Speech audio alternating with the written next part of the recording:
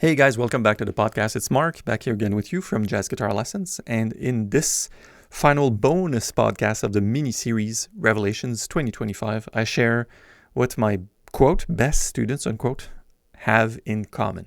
And when I say best students, I don't really like that term, but I want to say the people that had the most radical transformation, the people that had the most surprising results, the people that are the happiest with their coaching and where their skills started. This is what I'm going to share with you, what they have in common and how you can implement in your playing. So this mini series, to recap, there was 3 previous podcast episodes that you can go back that I called my Revelations 2025. And I'll sort of recap quickly here before we get into the 4th one. Welcome to Jazzguar Lessons, where we help guitarists learn jazz faster, express themselves more fluently, and have fun along the way.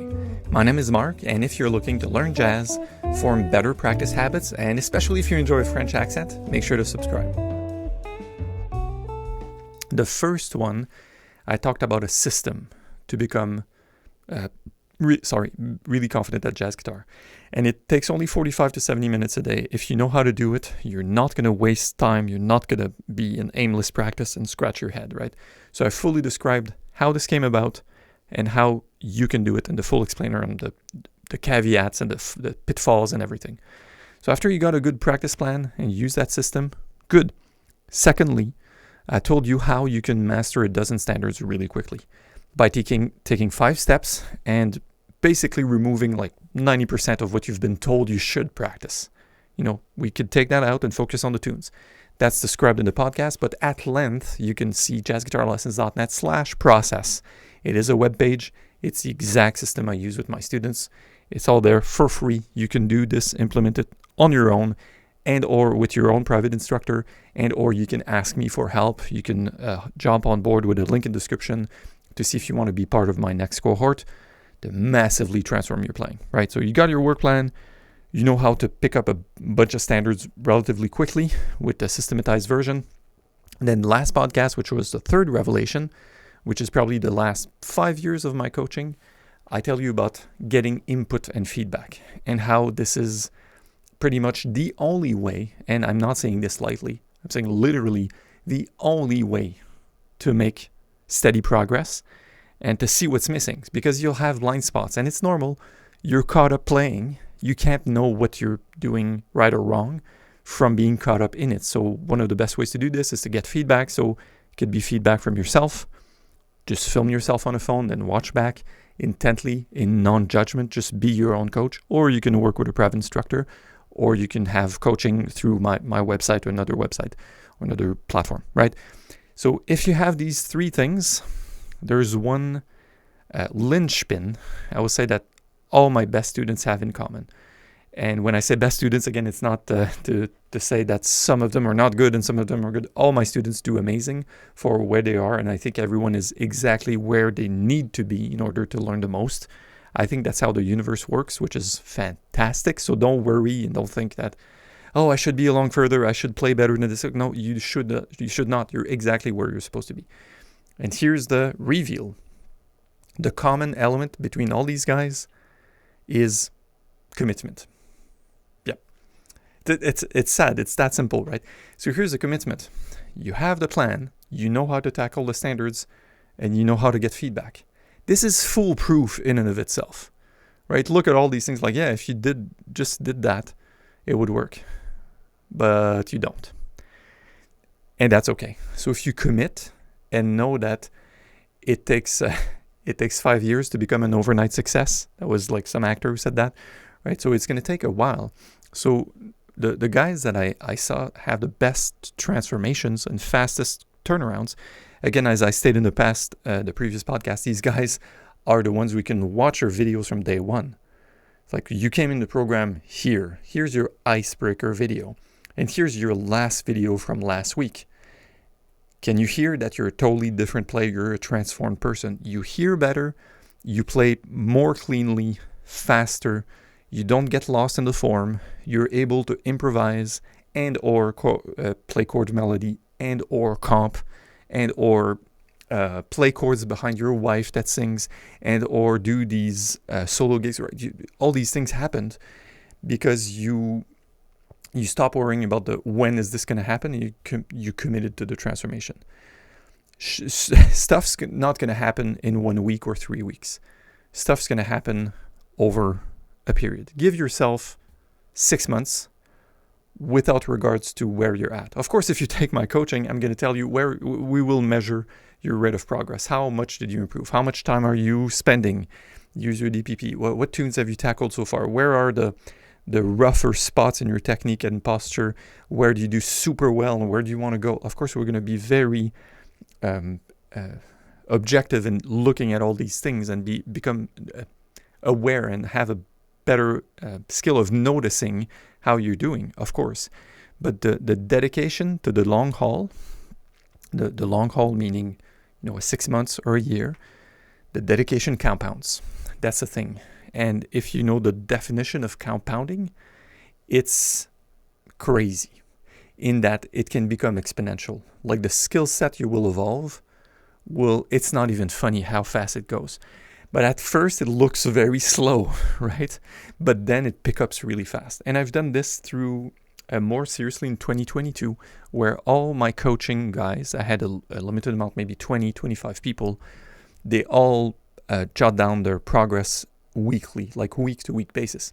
And if you guys know me, I'm a statistician by training. I love math. I'm also an actuary by training, and I love to look at data. So I looked at data. I go, look at that. Within just under 90 days, the average degree of self-reported improvement, meaning, hey, did you improve? Yeah. How much? That's been self-reported over weeks for 3 months, week by week. And the average, I'm not even talking about the outliers, I mean the average guy has a 400% increase. I'm not even making that stuff up, guys. It's online, it's on the blog somewhere. You can radically transform your playing. So it means you play 4 times better with 4 times more ease and 4 times more hearing abilities and 4 times more speed and agility in your chord transitions. That's not me that decided that. It's the guys that I worked with. The students, the guitarists went, I've always wanted to make this change. I'm ready. I'm going to follow Mark's plan. I'm going to work on the standards. I'm going to get the feedback and implement it. That said, so that's 400% right there. That said, there's a bit of, caveats and pitfall. The guys that do the best, I invite to be mentors to the next cohort. So it's a really happening like community program where people, yes, they will learn the tunes. Yes, they will ask the questions. Yes, they use the video classes, the stuff I put on SoundSlice and, the chord melodies for sure. And then they get feedback. But what I noticed is that the biggest transformations that occurred were the ones that had the least, I will call them energetic ties, because someone, it may be you or me, get a piece of feedback and it really triggers a feeling. It may be, hey, I'm not good enough. I should be further along, right?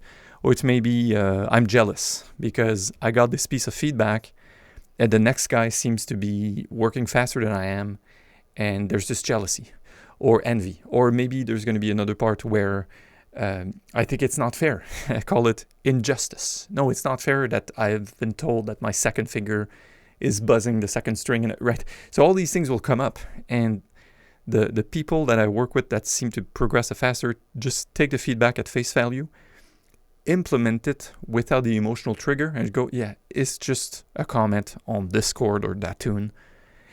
They try to do their best to implement it and get feedback again. See, is this what you meant, Mark? Did you want me to play the scale this way or that way? And then I'll go and do another round of feedback. So it becomes an iterative, infinite feedback loop. Like, hey, positive feedback loop, right? Not a downward spiral. I mean an upward spiral, right? It's like, you get this? Oh, you heard what I told you, right? Yeah, you're smart. So this is what you need to do. Oh, okay. I thought I needed to do X, Y, and Z in the kitchen sink or whatever. No, you don't need to do any of that. Do just what I told you. And then they do. And then they get better. And then once they get better, they get another piece of feedback and they get better again. And then this stuff is most tangibly the thing that has the most impact. For sure, my 3 previous revelations need to be stacked up. So I don't know if you noticed, but in my shares of these previous podcast episodes, it's been, all right, I first was working with guys. it was pretty disorganized, and I found out I was a therapist of jazz guitar, and I just answered a bunch of questions, and I catered to my students' emotions, which is fine, right? And then, we have a plan. This is what you need to work on. Hey guys, just a quick note. If you're enjoying this content and you're eager to boost your own jazz guitar playing, then connect with us. We've transformed the jazz skills of thousands of guitarists. You can find the link in the description or head directly over to jazzguarlessons.net to begin your journey. All right, let's dive back into the episode. And then I went the plan should be mostly work on the standards. That's the second step, going, these guys work way faster and they progress faster if their focus is on the tunes, because there's an upcoming gig or something. Wow. So by happenstance, I discovered this about myself and students. And I did this myself too. There's periods of just 6 months that my practice was basically tunes. That's it. I was not trying to learn more chord inversions. I was not on bebop scales and inversions and scale position. I was just trying to perform the tunes and develop the skills that the tunes told me I needed, if you will, right? So I built a system over the 3, 4, 5 years of teaching at first. And then so the system is, you need a practice plan. Then the practice plan, secondly, the system for learning standards, 5 steps. You can find us at jazzclasses.net/process. Then third element, third discovery, these guys need to be heard, their playing needs to be heard. We all fall in the trap of taking a private lesson and then we just talk for an hour or ask about this or that or whatever, and the master, the teacher, talks or plays through the lesson. I flipped this model on its head with my coaching. I just went, no, I need to hear the student. The guy who's wanting to get better, we need to have an objective reality check version of what they're doing, what works and what doesn't, and then tailor what they're working on from how they're playing. Throw some stuff on the wall, see what sticks, right? That's the approach. And then fourthly, which is the current podcast, is to be in it for the long haul. Dedication with a compound effect. The skills you're not going to be a little better. You will be 4 times better on average. And that's just within 90 days. And this is just from my very non-scientific measure from my little studio here with a black background. I'm sure that there's people I worked with for a year, 2 or 3 that are 10x, 10 times better or more. And you can see this at jazzguarlessons.net/reviews. There's 50 videos. And these guys all been working with me in my programs and go, I had expectations, and this stuff is over and beyond all expectations of transformation. So this is, I think, pretty refreshing in terms of student success, because the promise with guitar and improvisation and jazz is always it's going to take you a long time. It's really hard. You have to learn all the scale positions and all the theories. You will, by osmosis, you should learn that stuff. But if you follow these sort of revelations, which I fully intend on pursuing in every of my coaching offers and courses and everything, to get that stuff to you guys, the stuff that worked. Because why would I share just scales and flat nines and stuff if it doesn't have an impact on your playing? All right. So on that note, I'm Mark from Jazz Guitar Lessons. Thanks a lot for watching and listening. If you have any comments, you're watching this on YouTube or your favorite podcast platform, leave me a comment in the replies below, leave a rating and ask me questions about this whole process. And of course, see the link if you'd like to embark on more serious coaching at any degree that suits you. There's a link in the description to see what we have to offer. So enjoy your practice. Stay tuned. I'll be with you in the next podcast. Take care.